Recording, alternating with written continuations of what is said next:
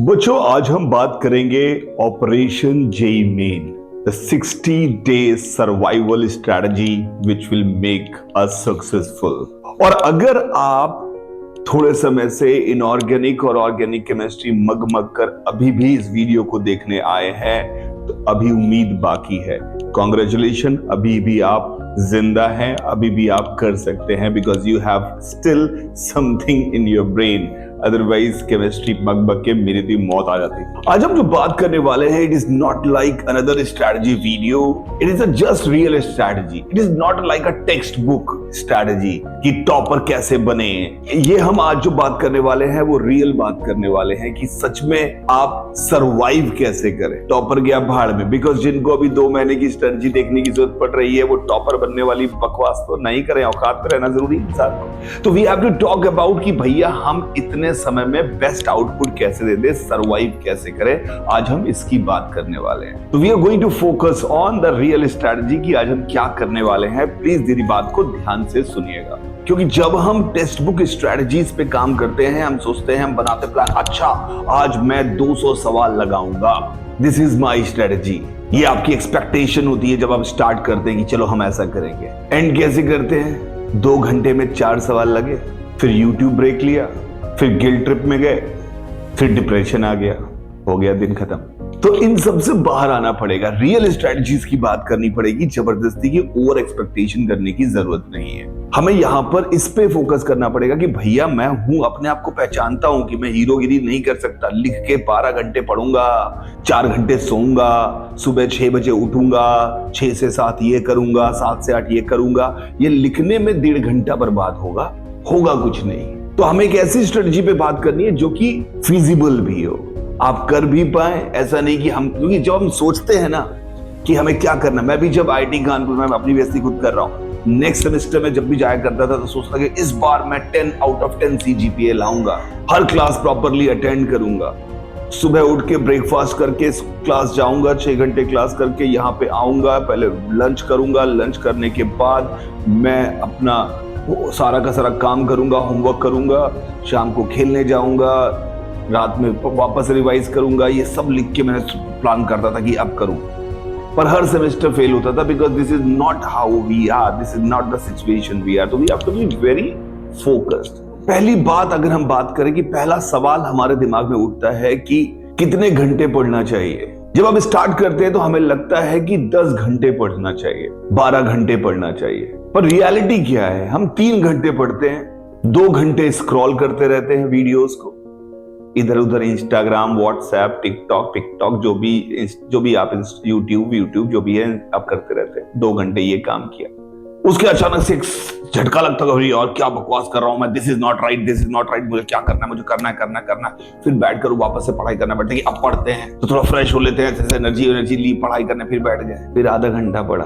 सो effectively 4 घंटे से ज्यादा आप नहीं पढ़ सकते। ये भी मैं बता रहा हूँ, ये आपकी औकात नहीं है, अभी जल्दी चेंज नहीं कर सकते। और सवाल नहीं बनते हैं, पढ़ने बैठ भी गए, सवाल ही नहीं बन रहे हैं। सब लोग कहते हैं PYQ लगाइए, and it is correct also, PYQ लगाना बहुत जरूरी, क्योंकि ये प्रीवियस ईयर क्वेश्चन नहीं है, ये predict your question in your exam है। Because this kind of pattern, the kind of thought process examiners की लगभग एक जैसी रहती है, तो ये प्रिडिक्शन है आपका। तो PYQ तो मस्ट है, विल टॉक अबाउट दैट कि हाउ टू डू दैट। पर जब सवाल बनते नहीं है ना PYQ में, जब आपने सॉल्व किया सवाल बनते नहीं है, तो आपका क्या, आप क्या करते हैं? There are multiple options available. You can try again. You can see the solution. You can do similar kind of question. You can read the theory. But what do? You go in a guilt trip. और साला आधा पौन घंटा उसमें जाने वाला है। उससे कहीं आसान काम था कि उसका सॉल्यूशन देख लो 2 मिनट में और आगे बढ़ जाओ। लेकिन नहीं, अरे यार मैं किसी लायक नहीं हूं, मैं कुछ कर ही नहीं पाया, मैंने सही से पढ़ाई नहीं की, मैंने ये नहीं किया। रो लो फिर यार, आधा घंटा है हमारे पास, तो बर्बाद करके चेक कर लेते हैं। तो स्ट्रैटेजी जो हम आज बात करने वाले हैं, it is not a strategy की क्या होगा, it is a strategy what maximum I can do. It is a strategy कि आज हम क्या कर सकते हैं, हम क्या करना चाहिए, इसकी स्ट्रैटेजी है। चैप्टर्स बहुत सारे खतरनाक है। रोटेशनल पढ़ने की कोशिश करेंगे तो लगेगा साला कौन है दुनिया का बड़ा दुश्मन जिसने सवाल बनाए हैं, आपसे नफरत करता है, ऐसा लगता है कि ये पूरे समाज का, छात्रों का दुश्मन है, स्टूडेंट्स का दुश्मन है। मैट्रिक्स की कैलकुलेशन करने पड़ते हैं तो लगता है कि क्या चल रहा है यार, ये कौन सी भाषा लिखी हुई है, ये एलियनेटेड लैंग्वेज लग रही है हमें। ऑर्गेनिक केमिस्ट्री मग के दिमाग फट जाता है, इनऑर्गेनिक केमिस्ट्री मग के दिमाग फट रहा होता है। क्या करें, कैसे करें, ये बहुत बड़ी समस्या है। और हम हमेशा काम करने से ज्यादा समय लगाते हैं उसकी एनालिसिस में। काम इतना करते हैं और analysis, guilt trip, emotional breakdown, depression, distraction, वापस रिलैक्सेशन, इन सब का जो समय है ना वो पढ़ाई से कहीं ज्यादा होता है। ये हम हैं। पहले तो सबसे पहले अपने जेब में एक छोटा सा मिरर लेके घूमा करो। ज्यादा हीरो बनो कि भैया मैं 12 घंटे पढ़ूंगा, तो शक्ल देखा करो अपनी, फिर तुम्हें यकीन होगा कि नहीं यार, दिस इज नॉट राइट, ये मैं हूं नहीं, मेरी औकात नहीं। अपनी औकात पहचाननी बहुत जरूरी है।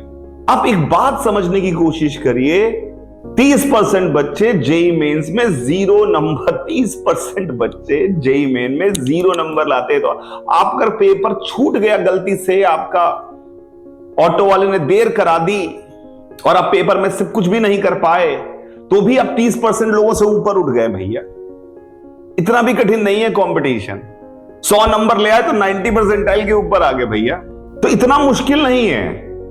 कॉलेज तो मिल ही जाएगा कोई ना कोई। और believe me, the first attempt is the simplest attempt. First attempt ही सबसे आसान अटेम्प्ट है। Now on a serious note, what is the first thing first, क्या करना है? 2 हफ्ते बैठकर, 10 दिन बैठकर या 15 दिन बैठकर फिजिक्स, मैथ्स एंड केमिस्ट्री के जितने फॉर्मूले और रिएक्शंस हैं मगो बैठ के, दिन भर मगो। फॉर्मूले ऐसे याद कर लो कि जैसे तुम्हें तुम्हारा नाम याद है। उनको टैटू करवा लो अपने दिमाग में कि याद है, भले कुछ कर ना पाऊं, कर पाऊं, फॉर्मूले याद है कि एंगुलर मोमेंटम निकालना है पार्टिकल का, तो mv परपेंडिकुलर r करके आंसर आएगा। क्या होता है एंगुलर मोमेंटम, भाड़ में जाए, क्यों होता है एंगुलर मोमेंटम, भाड़ में जाए, क्या कब कौन एंगुलर इंपल्स देता है, angular momentum about axis about a point में क्या डिफरेंस है, भाड़ में जाए। पहले गरीबों वाला खेल खेलते हैं, मग लेते हैं सारा फॉर्मूला। ये दिया हो तो ये निकाल लूंगा, ये दिया हो तो ये निकाल लूंगा, ऐसे निकालता हूं, ये मुझे पता है। आपको लग रहा है कि अगर आपने इतना भी कर लिया और आपको बहुत अच्छे से चीजें नहीं भी, आपको रिएक्शंस याद है कैनिजारो रिएक्शन, आपको याद है एल्डोल कंडेंसेशन, आपको याद है कि इसमें ये डालने पर ये लाल हो जाता है इनऑर्गेनिक केमिस्ट्री में, मैथ्स में याद है कि इस तरह के सवाल में ये आंसर आता है, इतना ही याद है इस तरह के सवाल में ये आंसर था, इसका ये फॉर्मूला होता है, इससे करते हैं ये। फिजिक्स में सारे फॉर्मूले याद हैं।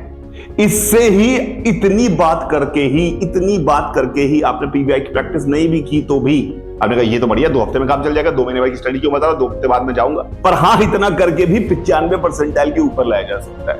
माइंडेड, इतना करके भी यानी 2 हफ्ते की मेहनत से ही, मग्गेबाजी की मेहनत से ही 95 परसेंटाइल को ऊपर लाया जा सकता है। सिर्फ रट्टा मार लो, रट लो वैसे। लेकिन जब मैं पूछूं आपसे कि व्हाट इज स्टोक्स लॉ, कितना विस्कस फोर्स लगता है, तुरंत बोलना चाहिए 6π/RV।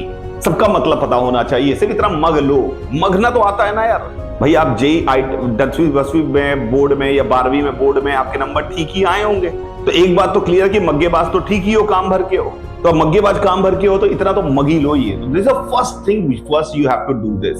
दिन भर बोलो, read it, speak it, repeat it, read speak repeat करते रहो जब तक वो टैटू ना हो जाए तुम्हारे दिमाग में। जैसे कोई तुम्हें उठा के पूछता है कि भैया तुम्हारा नाम क्या है, तो ऐसे नहीं कहते कि अच्छा मेरा नाम कुछ तो रखा था माँ बाप ने, सर याद नहीं आ रहा, बहुत पहले रखा था। ऐसे तो नहीं करते हो। उसी तरह से अगर मैं आपसे पूछूं कि what is the electric potential due to solid sphere inside का फॉर्मूला बताइए यूनिफॉर्मली चार्ज सॉलिड स्फीयर के अंदर, तो आपको याद होना चाहिए k3/2r3 3r² में स्मॉल r²। ये नहीं करो कि हाँ सर सॉलिड स्फीयर का, अरे ये तो डिस्क का था, ये सब नहीं करना है। इतना काम करके 95 परसेंटाइल के ऊपर आ गया, मैं आपको पहले गारंटी देता हूं, क्योंकि पेपर में आधे 60-70% सवाल सिर्फ फॉर्मूला फिल करने के आते हैं। फॉर्मूला फिजिक्स केमिस्ट्री में तो एटलीस्ट मैं तो थोड़ा बहुत कर दिया, नहीं भी करोगे तो भी चलेगा, कोई नहीं पूछ रहा साला फिजिक्स से रैंक आई है कि केमिस्ट्री से कि मैथ से। तो this is the minimum thing you have to do. कसम खा लो, आज कसम है आपको आपकी मम्मी की, कसम खा लें आप कि मैं ये काम तो पकड़ के रहूंगा। अगर ये काम करके आपने रख लिया तो आपके 95 परसेंटाइल तय हो गए। तो फर्स्ट 2 वीक्स का स्ट्रैटेजी यही है। नेक्स्ट फेज है प्रेडिक्ट योर क्वेश्चन। क्या सवाल आने वाले हैं पता लगाओ। क्या सवाल आने वाले हैं सर, इसका पता कैसे लगाएं? तो मैंने कहा predict your question. What is the short form of this? PYQ।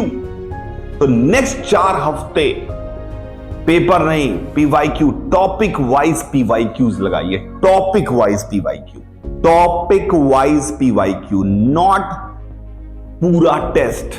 Topic wise PYQ 2 हफ्ते पहले, 4 हफ्ते ये टॉपिक वाइज PYQ लगाइए, सबके कंप्लीट करिए। जितनी औकात हो आपकी, जितने कर सकते हो करिए। 100 कर पा रहे हो 100 करिए, 500 कर पा रहे हो 500 करिए, 1000 कर पा रहे हो 1000 करिए, मुझे फर्क नहीं पड़ता, पर करिए। जितनी औकात है हर चैप्टर के PYQ कंप्लीट करने की कोशिश करिए। यू नो योर औकात बेटर देन मी। मैं कुछ जनरल बात नहीं कह सकता क्योंकि हर आदमी सेम नहीं है। जो सवाल PYQ में ना हो उनका सॉल्यूशन देखकर समझे, और अगर कोई टीचर अवेलेबल है तो उससे पूछे, सॉल्यूशन देख के समझे कि इसका PYQ का सॉल्यूशन क्या है, और अगली बार से वो गलती ना करे, क्योंकि वो फिर आएगा प्रेडिक्ट योर क्वेश्चन। क्योंकि प्रेडिक्ट योर क्वेश्चन में यही क्वेश्चन प्रेडिक्ट हो रहा है, तो ये तो ऑब्वियसली दोबारा भी आएंगे। तो ये एकदम सेकंड काम है। बहुत सिंपल सा स्ट्रैटेजी है, बहुत कॉम्प्लिकेटेड स्ट्रैटेजी नहीं है कि ये करें वो करें।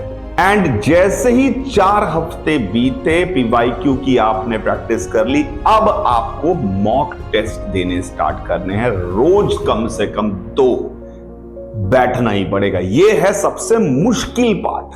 क्यों? क्योंकि इसमें कसम है आपको कि 3 घंटे का मॉक टेस्ट में 3 घंटे ही बैठना है। 3 घंटे के मॉक टेस्ट में 3 घंटे बैठना। कोशिश करके कम से कम 2 मॉक टेस्ट दें और उनकी एनालिसिस करें कि क्या सवाल नहीं। एनालिसिस मतलब ये नहीं कि अरे मैं क्या करूं, डिप्रेशन में मत चले जाएं। जो नहीं हुए उनके सॉल्यूशन देके समझे, उनको क्या किया, वो दोबारा गलती नहीं करेंगे, उसके नोट्स में लिख लें। बस सिंपल सी बात है। This is what you have to do. कम से कम एक, अगर बहुत ताकत लगती हो, ज्यादा से ज्यादा 2, इससे ज्यादा नहीं, 3 नहीं करनी जरूरत। 3-3 घंटे के 2 स्लॉट या 3 घंटे का 1 स्लॉट, जितनी तुम्हारी औकात हो, जितनी तुम्हारी बॉडी दिमाग परमिट कर रहा हो। ओवर मत करना, नहीं तो सब उड़ जाएगा। अंत में आके ओवर करने की आदत होती है कि मैं, अंत में जब आता है आदमी तो मुझे लगता है कि दुबला पतला आदमी जोश में आता है, जब बहुत बुरी आदत है वो कहता अब लड़ूंगा मैं दारा सिंह से। पिटोगे पिटोगे, याद रखो, चाहे जितना जोश आ जाए तुम्हारे दारा से। कहानी सुनाने के लिए अच्छा है, मोटिवेशनल गाने गाने के लिए अच्छा है, तू हर मैदान फतेह। पर मैं जाकर किसी बॉडी बिल्डर आदमी को पीट नहीं पाऊंगा, पिट के ही आऊंगा अगर पीटने की कोशिश करूंगा। तो दिस इज द पॉइंट। औकात पता होनी चाहिए। चश्म बताया था ना, मिरर जेब में रखना है, देखते रहो। So this is what you have to do. This is the strategy. भूल जाना कि होगा कि नहीं होगा। अगर आपने इतना कर लिया, भूल जाना। आपको क्या लगता है कि आप टॉप पर जो आपको मैं बहुत बढ़िया इंपॉर्टेंट बताता हूं, जितने टॉपर्स होते हैं वो कम सवाल लगाए होंगे आपसे, जितने नॉर्मल बच्चे जो मेहनत करते रहते हैं वो ज्यादा सवाल लगाते हैं। वो आधे से ज्यादा समस्या तो मालूम है क्या, मेरे पास सर आए, मेरे पास सर यहाँ का वहां का यहाँ का सारा टेस्ट पेपर है, मेरे पास सर 170 टेस्ट पेपर हैं। मैंने कहा लगाए कितने? सर अब लगाऊंगा, लास्ट के मंथ में लगाऊंगा। औकात भी तो अपनी पहचान। 170 पेपर लास्ट इकट्ठा करने में तुम्हारा समय बर्बाद हो गया। अरे मिल जाएंगे PYQ और मिल जाएंगे mock paper. It's not a big deal. Everybody is giving them for free. इकट्ठा कर करके एनर्जी वेस्ट क्यों कर रहे हो? ये किताब लगा ली, वो किताब खरीद ली। जितनी मैंने आपको 3 स्टेप की स्ट्रैटेजी बताई है, you have to follow. Formula mugging, ऐसा जैसे आपको नाम याद है, हर चीज का मतलब पता होते हुए कि इसका क्या मतलब है, कहां डालना, कैसे फॉर्मूले को यूज करना है। This is the point 1। Number 2, predict your question. Number 3, real exam temperament mock test. That's it. You are going to rock for sure. अभी भी वो लोग जो कहेंगे सर कितने घंटे पढ़ना चाहिए, बस उनका काम खत्म। कितने घंटे पढ़ना चाहिए sir? What is the best time to study? How to avoid distraction? How to avoid phone? You can not avoid phone if you want to know how to avoid phone. दे दो ना मम्मी को अपनी phone बंद करके। सबसे ज्यादा आपको क्या परेशान करता है? आपका दिमाग खराब कहां होता है सबसे ज्यादा? पढ़ते पढ़ते कहीं कोई नोटिफिकेशन आ जाए, इतना खींचता है ध्यान की साला सवाल कह रहा है कि देखो बहुत मुश्किल है, जेई में सिलेक्ट होगे, ITN बनोगे, डोगरा बनोगे, ये बनोगे, पैसे कमाओगे, लेकिन नोटिफिकेशन इतना इंपॉर्टेंट है जीवन में।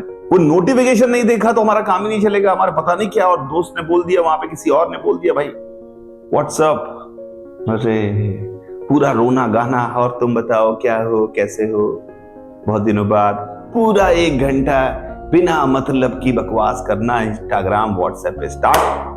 अब उसमें बीच बीच में जब तक उसका रिप्लाई नहीं आ रहा तो पढ़ तो सकते नहीं हो, कि पढ़ाई में तो कंसंट्रेशन चाहिए, ये बात तो तुम्हें पता है कि अभी कंसंट्रेशन मेरा नहीं है, तो भैया रील देख लेते हैं जब तक उसका रिप्लाई नहीं आ रहा। तो ऐसे तो ना हो पाएगा भैया। तो ऐसे अगर आपको फील आ रहा है तो आपको गैंग्स ऑफ वासेपुर का डायलॉग याद होना चाहिए कि तुमसे ना हो पाएगा। तो सोच लो यार क्या करना है। सिंपल स्ट्रैटेजी है, 2 4 3। This is the week strategy.